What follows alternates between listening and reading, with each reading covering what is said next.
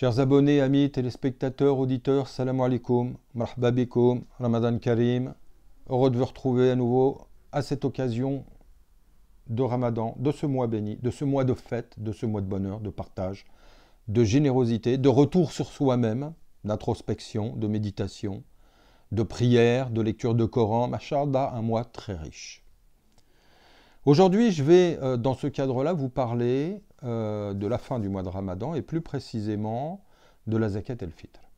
Donc la Zakat el-Fitr, tout le monde la connaît, c'est quelque chose qui existait dans les communautés précédentes, puisque dans une sourate du Coran, il est dit « Inna hada la fi suhufi Ibrahim wa Moussa », c'est de la Zakat el-Fitr dont il est parlé.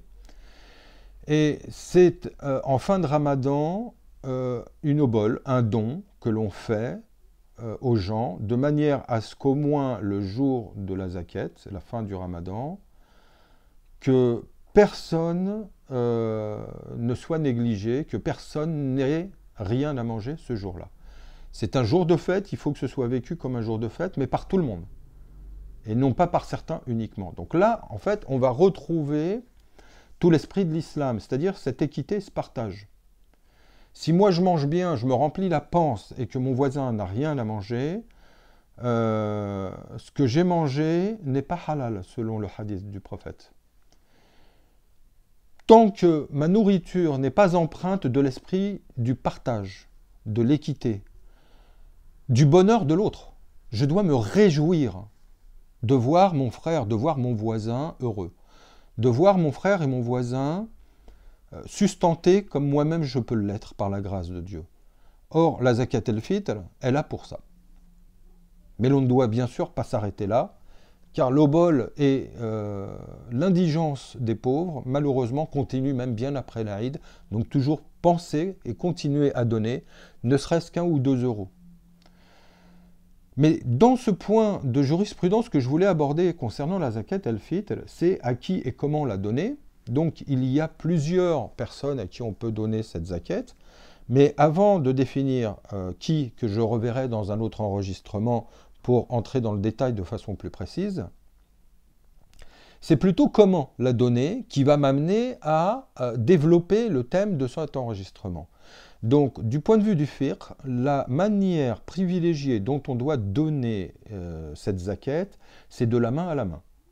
C'est-à-dire que c'est un acte qui est personnel, que l'on ne se remet pas à quelqu'un, on ne dépend pas de quelqu'un, on ne charge pas quelqu'un d'autre que nous-mêmes pour amener cette obole jusqu'à la main de l'indigent, on le fait nous-mêmes. Ça implique plusieurs choses. La première, que l'on ait la connaissance dans notre entourage des pauvres. Et ça, parmi toutes les choses que ça va impliquer, ça implique sûrement le plus important, d'être actif. On doit être acteur de notre société, acteur de notre spiritualité, acteur de notre vie. C'est-à-dire que ce que l'on fait, on doit le faire soi-même. On doit un peu arrêter d'attendre que ce soit quelqu'un d'autre qui le fasse à notre place. Donc je disais que cela implique que l'on connaisse dans notre entourage les gens indigents, les gens qui traversent des périodes dures, les gens qui ont besoin. Donc, ça nous pousse à être actifs et à aller vers eux. Donc, ça nous pousse à cette rencontre.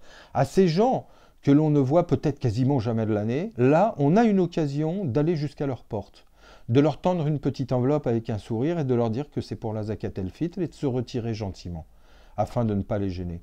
Mais c'est aussi surtout pour ne pas les gêner, parce que lorsque c'est nous qui allons jusqu'à chez eux, on fait en sorte que ce ne soit pas eux qui soient obligés de venir vers nous. C'est-à-dire qu'on leur évite également l'obligation de tendre la main et de se faire identifier comme indigent.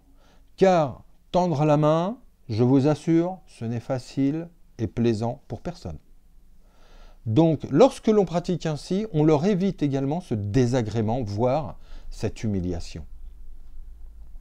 Ce qui nous pousse à, encore une fois, à travers cet élément du culte qui est le paiement de la Zakat el-Fitr, qui intervient vers la fin du mois de Ramadan, à cette notion d'autonomie, d'assumer. On le fait volontairement, on ne nous oblige pas, on ne vient pas nous prélever, c'est volontairement. Dieu fait appel ici à notre conscience, à notre bonne conscience, à notre sens de la justice et de l'équité. On ne nous force pas. Personne ne vient contrôler si on l'a payé. Il faut simplement avoir la conscience que ce monde, il est le nôtre à nous tous et que si l'on ne vit pas dans le partage, on sombrera tous ensemble de toute façon. Donc, soyons acteurs de nos vies, arrêtons d'attendre. Mettons la main à la poche en temps voulu et allons voir discrètement les gens qui sont dans le besoin.